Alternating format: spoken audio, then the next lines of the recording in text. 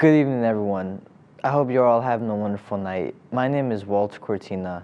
I am the son of two immigrant parents. I am currently 19 years old and I was born and raised in the south side of Minneapolis, Minnesota. I also currently serve as CEO of Bridgemakers, a youth-led nonprofit. That brings us to the topic of my speech. I will be speaking about how Bridgemakers is focused on bridging the gap between under-resourced youth and economic, social, and educational opportunities as we elevate young people's voice to break cycles of poverty, miseducation, and violence. Before I dive into my work, I first have to share with you all what brought me here. I would love to share with you all in depth about my story and why I care so much about the work that I do. When my parents moved to Minnesota in the late 90s, they lived near the Native American projects Little Earth in South Minneapolis.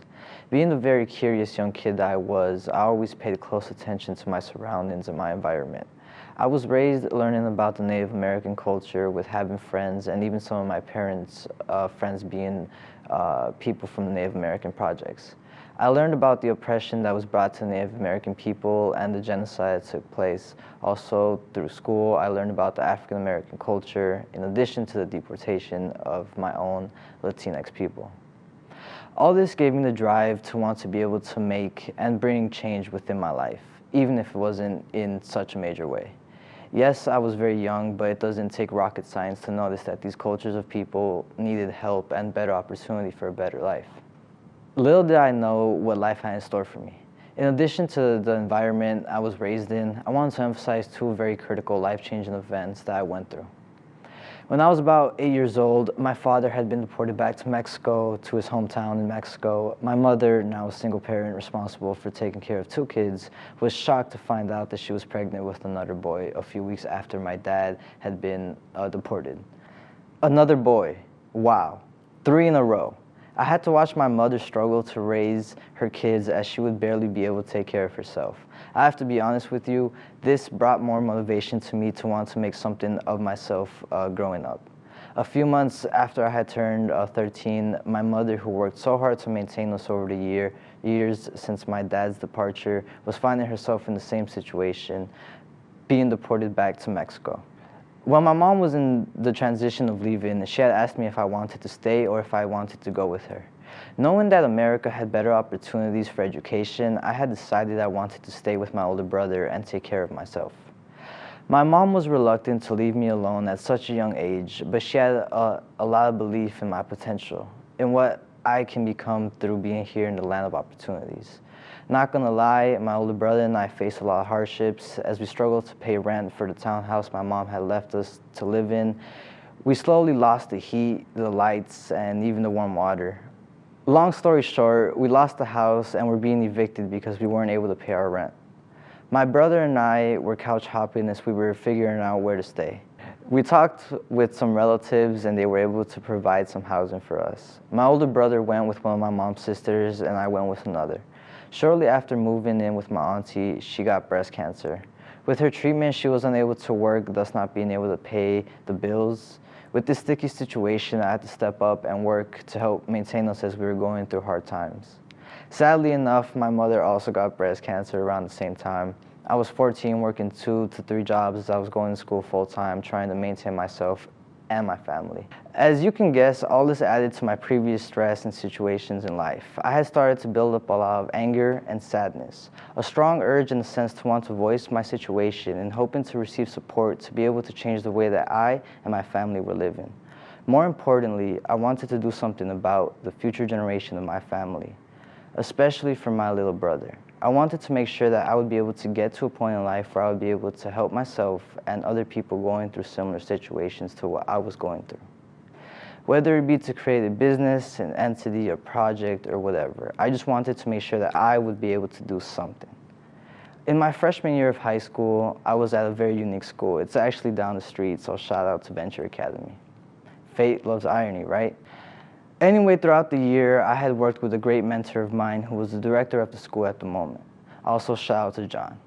To work with other youth in the building on speaking to the administration about being more youth and student-centered. Over the time, we worked with our teachers and our principals to have a plan for the following year on how to potentially improve our school to be more for youth. At the end of the year, we presented to the board of directors, and they welcomed a few of our suggestions to improve the school to be more about the youth. At the end of the day, that's who it was for, right? This experience gave me the opportunity to have a taste of what it meant to use my voice for change for the first time. With a lot of tragedy going on in my life at the time, having a say in how I spent 5 days of the week, 8 hours a day, really was important to me, especially due to not being able to voice my opinions on other life situations. Fast forward to my junior year in high school, I had transferred to the beautiful High School for Recording Arts. Learning about the school being very student-centered and about project-based learning made me want to transfer schools. I had still been working on my dream of creating something for the youth to be able to voice their opinions as I did in my previous school. I had decided I wanted to bring over similar work to what we were doing at Venture. The team and I decided to call the work Changemakers. Skipping to the end of my junior year, my education, along with millions across the world, had been affected by one of the biggest tragedies that the world had seen in many decades, the coronavirus pandemic. This brought me and my family such stress and bad situations as it did to many across the world. I lost my job at the car wash that I was working at that was helping me pay my bills. I was afraid and scared to think about how I was going to take care of myself along with maintaining my family. I had learned about unemployment benefits and possibly being able to receive access to some support. As I was filling out the application, I was turned down because I had been enrolled in high school. This was very disappointing as I was hoping to have support for myself and, as I mentioned, my family. It so happens that I wasn't the only one in this situation. As the pandemic was getting worse and worse, many other young people in high school were also losing their jobs. Looking for the support, they also signed up for unemployment benefits and were quickly denied. I noticed this from my peers and my classmates at school. With needing to make money and ends needs, my mentors advised me something I will never forget. Never let a crisis go to waste. They advised me through my Changemaker work and just in general to gather stories to fight and help advocate for unemployment benefits for high school students. This ended up being the biggest blessing. A team of other young people and I started talking to organizations in the community that supported youth work in hopes to find allies and financial support for our work. We got major support from major organizations in the community, including Youth Prize, the Children Defense Fund, and Project for Pride in Living. With the support from these organizations, we were able to form a coalition and start a political campaign to advocate and fight for youth voices at the legislature. We began receiving news article coverages, with one article from another, eventually being featured in the New York Times and the Star Tribune. Partnering up with the Great Youth Prize, who had just had their 10-year anniversary, shout out to Woki and Marcus, we led a campaign to bring $30 million in unemployment benefits to be dispersed to about 20,000 young people through the state of Minnesota. Having an advantage of being at a school like the High School for Recording Arts gave me the boost and the opportunity that I needed. It gave me the chance to be able to take time away from my traditional curriculum and to be able to focus on outside project work and to be able to be credited for it and work towards my graduation. I want to emphasize this point because if it wasn't for the flexibility and the opportunity within my education, I am not so sure that the unemployment campaign would have happened. Shout out to the High School for Recording Arts and the student-centered learning. With youth voice being the main power that drove us across the finish line, the young people on my team and I decided we wanted to continue our work and do much more with the opportunity and momentum we had after suing the state. With that, we decided to found Bridgemakers nonprofit.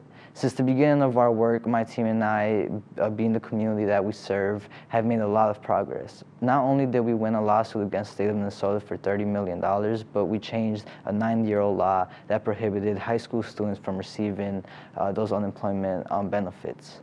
We raised a total of over $1 million for our efforts. We have been working with other schools and their students to improve their own education. We have led national workshops such as the ones at the Bush Foundation last year, and we will do the same this year. We have launched an entrepreneurial fellowship for 4 youth in our community and have helped them advance their work. I share all this to say my story obviously didn't start with me being able to use my voice, but through the power of having a stage and the opportunity to speak, I was able to shape and change the future of my life. Many young people go through so much in their day-to-day life. There are a lot of systems in place that affect us and take a huge toll on how we view the world. I want to share with you all the theory and the concept I take away from a very legendary rapper, Tupac Shakur, Thug Life.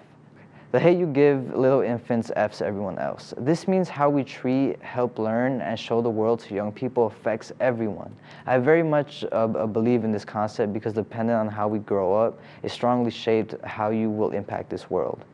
If a small group of youth in Minnesota was given the stage and support to elevate their voice and were able to sue the state and change the law, then imagine the countless opportunities and life-changing solutions we are losing every day by not giving and allowing youth to use their voice and share their stories. I truly believe that if we were to enable and empower young people to voice their opinions and fight for change, that the world would be much more prepared to serve the future generations. Bridgemakers and I want you all to join our movement in fighting for youth voice and community change. We may be thinking, they are too young, they can't make a decision on that. But that is the same thinking that has caused some of the major barriers that youth are facing on their path to success today. Nothing about us without us is our saying at Bridgemakers. Let's all work together to listen to and voice the youth stories and opinions, to put the youth at the epicenter on helping shape their futures. I promise you all this world would see a much greater and larger impact being led by youth. We at Bridgemakers have proven it and will continue to do so. This year we are looking to launch a national summit to spotlight youth voice and bring awareness to all the work that we have done over the past year. We hope you all can be a part of this journey and helping shape the future of our youth. Thank you all for your time today. I hope you all have learned something from my speech. I aim to share wisdom and knowledge as I walk through this earth. Please feel free to reach out to us on our Instagram at BridgeMakersMN. And you can contact me directly through my LinkedIn at Walter Cortina. Shout out Achieve Minneapolis and EDTalks.